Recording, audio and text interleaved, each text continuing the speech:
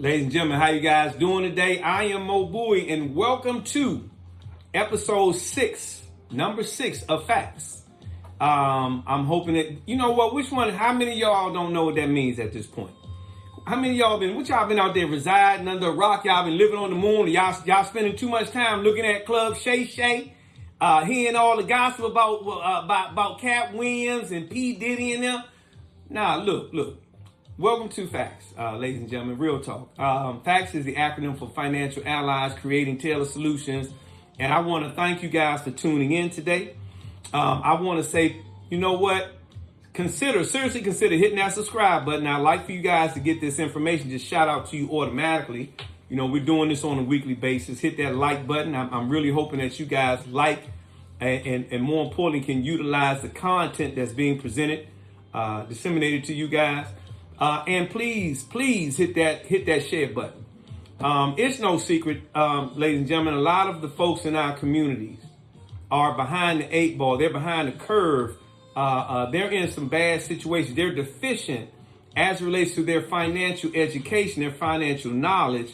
And so that clearly is going to show in some of the financial moves that we make, right? So with that being said, it may not even be something for you. But if you share it, it might be something that somebody else could use. Ladies and gentlemen, I personally have a mandate. I believe that God has instilled in me the energy. I have 32 years plus in. I speak the language. I still have my finger on the pulse of my communities. We can roll however you want to roll with it, but I think I'm fairly adequate, prolific, chronic, habitual at getting my point across. So with that being said, today, episode 6 is going to be about infinite banking. Now, ladies and gentlemen, today my goal is not to do a deep dive into all the details of this product and how it works per se. My goal is to ignite something in you that will create a level of interest where you would want to pick up the phone. Because my number, ladies and gentlemen, memo message 240-988-8950. Again, let me repeat it. 240-988-8950, where you can reach me directly. That's my goal. My goal is to ignite something new. So I want to give you an idea of why infinite banking is important, how it can be utilized, some of the platforms. I want you to know that infinite banking has been around for a long time. But before we get into that, let me do some housekeeping. Ladies and gentlemen, I am not coming here today as your financial advisor.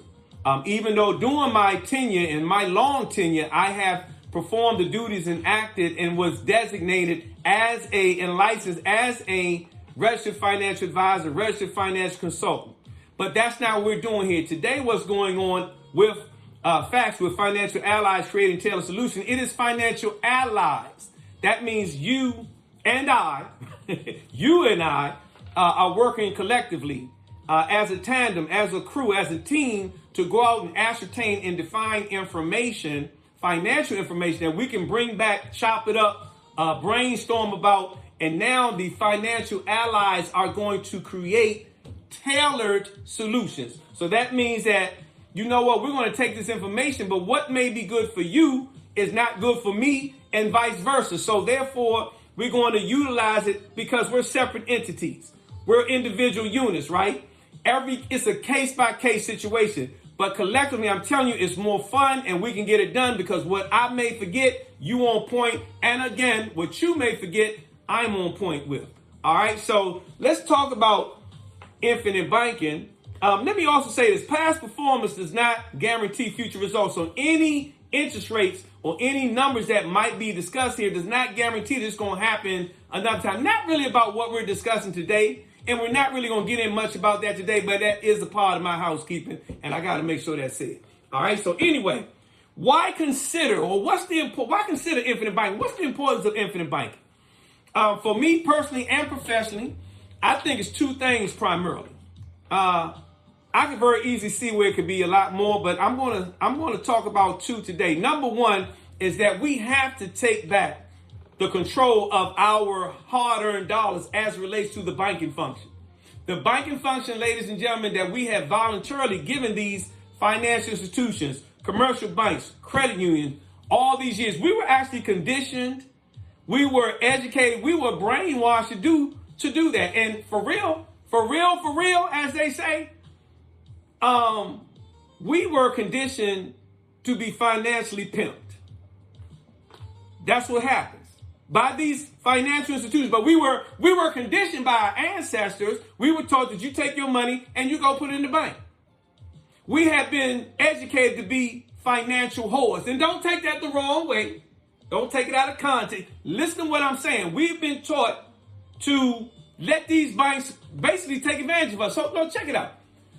We're talking about now infinite banking is a possibility of us taking back control of our banking, right? So this is what happens. You and I walk into the bank. We voluntarily give them our money. They don't take it. We give it to them.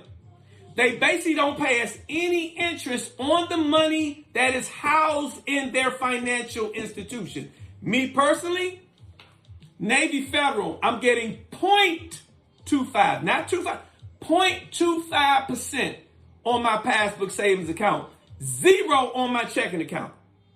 NASA Federal Credit Union, ladies and gentlemen, I'm getting 0.1%, 0.1%, 0 on my passbook savings, 0 on my checking account.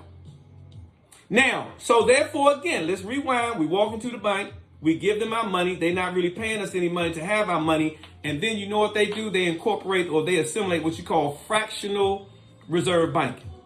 And if you don't know what that is, ladies and gentlemen, that just simply means that for every dollar we put in the bank, they can take up to 90% of it and invest it to make the bank money basically without passing on any of those profits to you and I. Right? So again, let's rewind. Go in the bank, go in the credit union, give them our money, don't get really paid no money for having our money. Then they take our money that they're not paying us basically any interest on. And let me remind you of this. I'm sorry. All that interest that we gain, that little bit of interest, is before taxes. You still got to pay taxes on that. So let me go back. All right, so they take the money, they go out and invest it.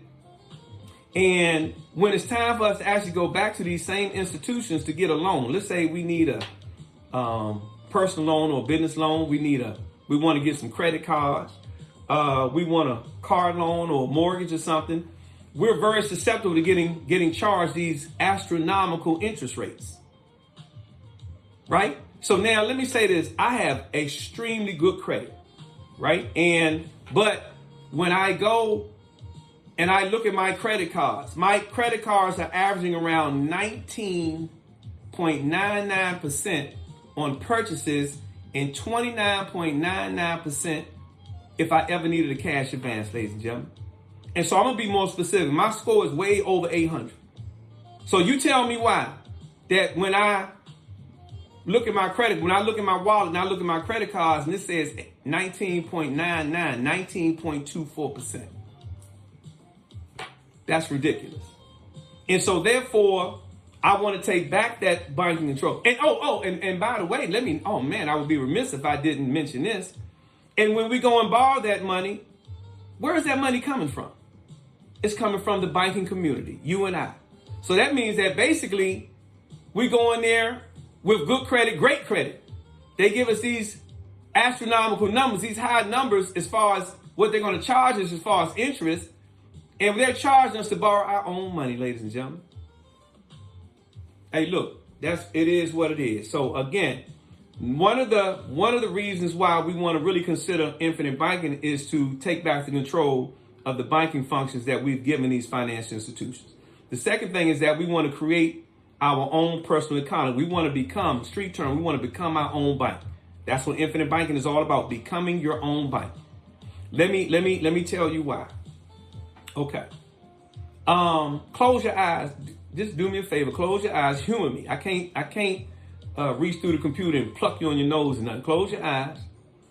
Think about all the money, ladies and gentlemen, that you spent during your lifetime, whether it was necessary like medical expenses or mortgage, or whether it was unnecessary like some Giuseppe Zanotas, Christian Louboutin, a Prada purse, right? And think about all that money that you spent. What would it be like? What would your life be like? And these are rhetorical questions. I know you don't have the answer. I don't think. What would it be like if you imagine that you still had the lion's share of that money still at your disposal. Let's say we still had 65% of that money that we've spent still in our pockets or in our investment account or in the bank or wherever you're putting it, but just imagine still having it. What would that have done, or what would that do for your present balance sheet? What would that do for your net worth? How much would that increase that? Can you just imagine that? I know, don't cry now. Here. There you go. Don't cry now. Nah, but seriously, just think about that. So now with infinite banking, the whole purpose, well, not the whole purpose, but the primary purpose and objective is keeping that money in-house. We've also been conditioned to say, hey, look, man, I'm gonna do business in my community. And as I've mentioned to you guys before who have heard me before, I have a black lawyer, black doctor, a black tax preparer. My trainer is black. I buy black clothing. Hell, I go to black parties, right? But whenever I pay those fees to those ladies and gentlemen, whenever I pay the fees, bump that, when I pay them jokers, right? Ain't none of that money is coming back to me. So even though I'm doing business in the community, that money has still left my personal economy. Because every time, well, I won't say, I don't know what other ways. Normally, every time, whenever you buy something, you buy in one or two ways, generally, either cash or credit. So if you force it to have the cash and you pay for it, that money has left your pocket, never to return. If you deferred that payment because you're lucky to have the good credit, you've deferred that payment till later because you use your credit, it's still along with the, you paying for the item along with the premium that you pay the credit card people or the car people, the loan people. That money is still left your pocket, never to return. So what's happening is that, we are, as blacks, they say money, for an example, blacks, they say money leaves our pockets at an alarming rate of within our communities at an alarming rate within 6 hours. You follow me? It's time that we start utilizing these systems that are out there and available to us. And let me say this to you. I don't know if I mentioned this earlier, but infinite banking goes way back. It's nothing new. It's nothing new. This is not a new market class. This goes back. My personal research traces it back to the Great Depression. I've seen where some very affluent families like the Rothschilds, Kennedys, Rockefellers, J.C. Penney, Sears and Roebuck, the founders of Stanford University, Ray Kroc. These people have used these kind of programs to continue to have their wealth and stay up at the top of the food chain when it comes to affluency or being affluent. But these programs are available to you and I. So again, I'm not trying to get into the deep details. I'm trying to show you why you need to pick up that phone, pick up that book, go buy Audible. I'm trying to show you why you got to do your research and see what's out there. Ladies and gentlemen, knowledge is not power.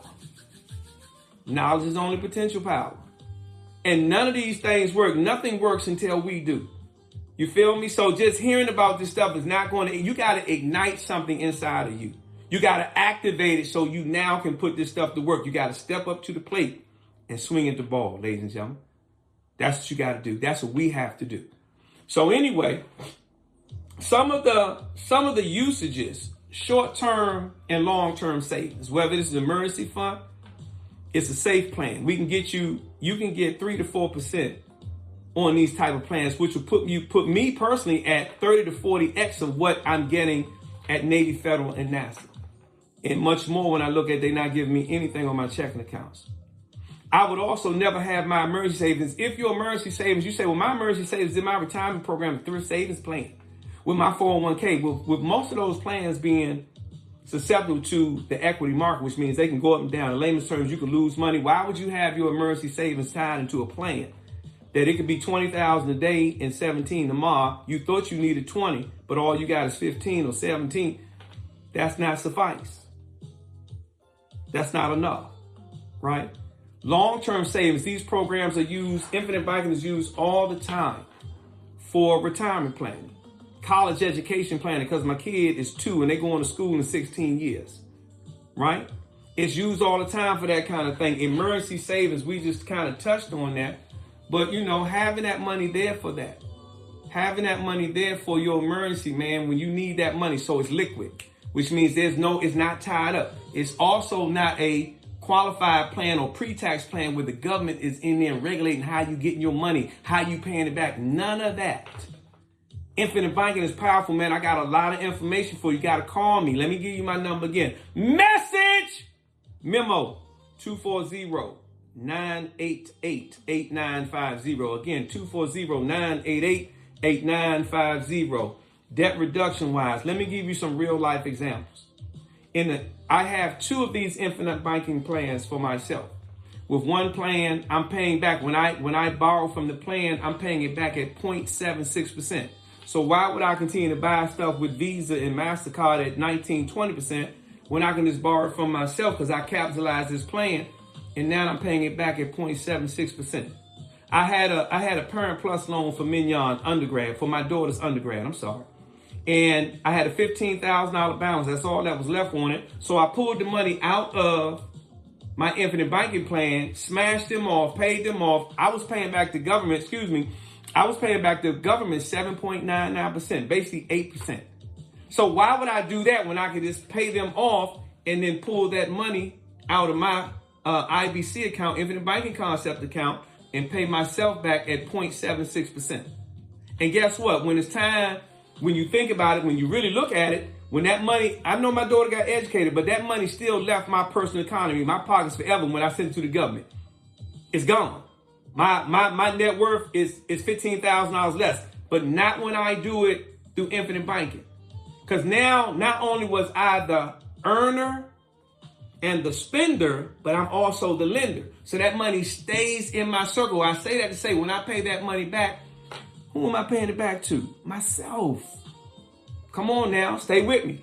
Stay with me. It's really important. It really can do something. Pick up that phone, get on that computer, hit me through DM. Let's talk about it. Let's chop this stuff up. So we talk about debt reduction. Well, let me say this. Let me just say this in closing, because I promised myself that I was not going to allocate 30 minutes to you guys. I'm going to cut this stuff down. It's just that, you know what? It is so unfair for you or to you to try to jam this information down your throat in this small amount of time. We got to get together, right? We got to get together, relax with a clear head, and let's go over this stuff. Give it a once over. It's unfair to me because I know I can't do an adequate job by trying to, spit all this stuff at one time in this short session to you. I need you to holler at me, right? But let me say this. It's major tax. As a result of tax code, IRS tax code 77, it's either 7704 or 7702. Do your research. I'm going to make you research. That should entice you to research. There are favorable tax treatments that are given to programs like this one. These programs, when I say like this one, you don't get this in regular savings programs. These programs like this one means high cash value, dividend paying life insurance policies. Oh yeah. Another misnomer is that we were miseducated that the only benefits of life insurance is that somebody got to die, right? Ladies and gentlemen, that is so wrong. There are so many living benefits associated with life insurance. And when you have the right company, the right plan, and the agent who's educated, savvy enough, experienced enough, and has the right ethics in his heart, he was taught the right ethics, that they can structure that plan for you to give you the most bang for your buck. Test me, try me, I challenge you. My number is 240-988-8950. My Facebook handle is Mo Bowie. That's my handle. Y'all know how to reach me. Let's talk about it. Let's chop it up. The initial conversation don't cost nothing. Let's talk about it. It don't cost you nothing. You understand what I'm saying? So anyway, with that being said, man, when I close these sessions out, I often say, if you fall, ladies and gentlemen, if you fall financially, if you fall physically, if you fall, make sure you fall on your back here. Because if you can look up, ladies and gentlemen, you can get up. And I mean that. We got to get this information out to our communities, ladies and gentlemen. We got to get it out there. I personally have a mandate. I feel like God put me here. I'm talented here. This is what I do. And this is my way to give back. This is my way to provide some value to my communities, to my world. What value are you bringing? Not only to the world, but more importantly to your families and you. And it ain't just about financial. We know that. But ladies and gentlemen, we got to get on point. You know what? If I look at it now, and I don't touch on spirituality, but spirituality for a lot of people will be number one. Your health, in my assessment, should be number two. And if you're not rolling on spirituality, it should be number one. But your finances got to come. Your ability to be stable financially got to come in at a close second or third, based on your scale, who's participating in your game. So anyway, with that being said, again, ladies and gentlemen, I am Mo Bowie. I thank you for tuning in for this 20 minutes. Please hit that subscribe button, that like button, that share button. And I'll look forward to next week when we do episode 7. It's going to probably be, I'm not sure yet, but it's going to probably be stage 3 of building your financial house, which is growth and diversification. Y'all have a fantastic day and God bless you.